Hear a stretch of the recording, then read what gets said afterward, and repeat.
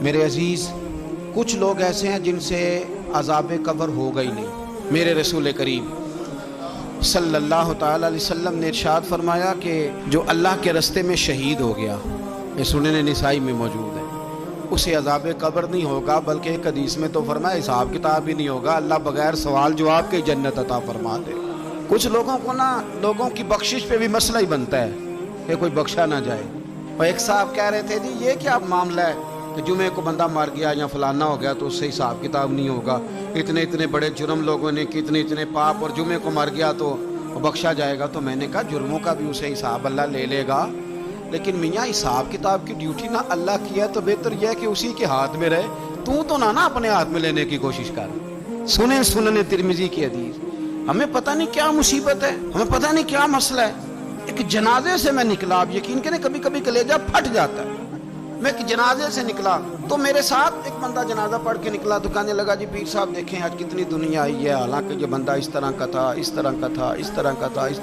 میں نے اسے کہا یار تجھے تو فکر ہی لگ گئی ہے کہ جنت میں چلا ہی نہ جائے، تو اس طرح کرنا جنت کے دروازے کے سامنے کھڑے ہو جانا ڈنڈا لے کے کہ میں نے نہیں جانے دینا۔ شرم آنی چاہیے ہمیں۔ اللہ فرماتے ہیں جنت اتنی چوڑی ہے جتنے زمین و آسمان، اس کی چوڑائی زمین اور آسمان کے برابر ہے، تو ہم تو اپنے علاوہ کسی کو جانے نہیں دینا چاہتے جنت میں۔ اور بس کریں، جنت خدا کا فضل ہے، اور اللہ فرماتے ہیں میرا فضل میں جسے چاہتا ہوں عطا کرتا ہوں۔ یہ سنن ترمذی کی حدیث، اور اس کے راوی حضرت عبداللہ ابن عمر رضی اللہ تعالیٰ عنہ۔ نبی پاک علیہ السلام نے فرمایا جو مسلمان جمعے کے دن یا جمعے کی رات کو فوت ہو، اس کو اللہ تعالیٰ قبر کی آزمائش سے محفوظ رکھتا ہے۔ جو جمعے کی رات فوت ہو جائے یا جمعے والے، یعنی جمعے رات اور جمعے کی درمیانی رات چلا جائے یا جمعے والے، تو اللہ اسے عذاب قبر سے۔ تو میرے عزیز، جو بندہ شہید ہو اس سے عذاب قبر نہیں ہوتا، جو آدمی جمعے کے دن یا جمعے کی رات چلا جائے اسے بھی عذاب قبر نہیں ہوتا۔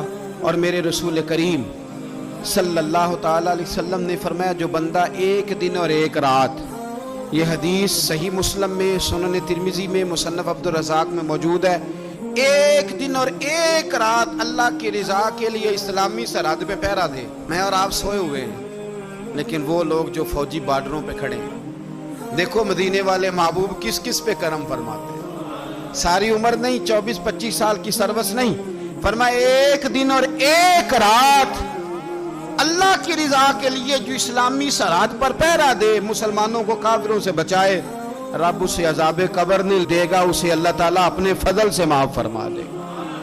ایک رات اور ایک، آپ کیا سمجھتے ہیں کہ ان فوجیوں کی کوئی چھوٹی شان ہے؟ ان کا کوئی چھوٹا مرتبہ ہے؟ ایک دن اور ایک رات اگر یہ پہرا دیں تو اللہ انہیں اتنا انعام عطا کرتا ہے۔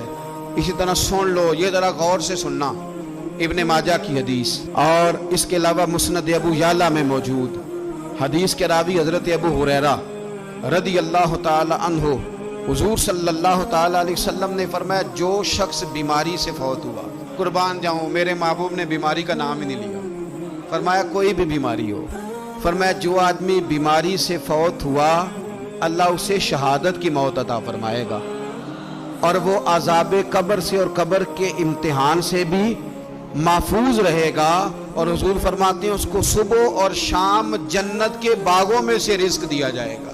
جو کسی بھی بیماری سے مرا، یہ لوگ بیماری سے مر رہے ہیں تو لوگوں نے اچھوت سمجھ رہے ہیں، اچھوت، یہ اچھوت نہیں ہے، اس لیے کہ لوارث نہیں، یہ خدا رسول کے ماننے والے ہیں، تم انہیں اچھوت کہہ رہے ہو، اور مدینے والے رسول انہیں شہید فرما رہے ہیں۔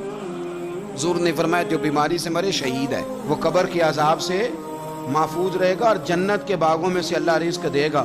لوگ کہتے ہیں دیکھو جی بڑا تانگ ہو کے دنیا سے گیا ہے، تو اس بندے کو بھی عذاب قبر نہیں ہوتا۔ اسی طرح جو بندہ سورہ ملک پڑھتا ہے، سنن ترمذی میں حضرت ابن عباس سے روایت ہے کہ حضور صلی اللہ علیہ وسلم کے ایک صحابی نے ایک جگہ خیمہ لگایا تو وہاں سورہ ملک پڑھنے کی آواز آتی، کوئی بندہ پڑھنے والا نظر نہیں آتا تھا۔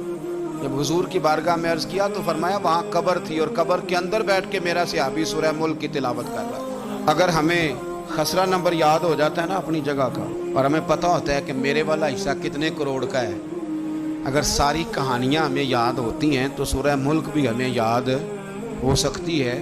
موبائل پہ اس کو ریکارڈ کر لیں، پھر اس کو سنیں، کبھی بھی سورہ ملک میں، اور ہمارے سلسلہ عالیہ میں تو سورہ ملک وظیفہ ہے، ہمارے الوظیفۃ الکریمہ میں اعلیٰ حضرت نے لکھا ہے کہ رات کو سورہ ملک اور سورہ یاسین کے بغیر سونا نہیں۔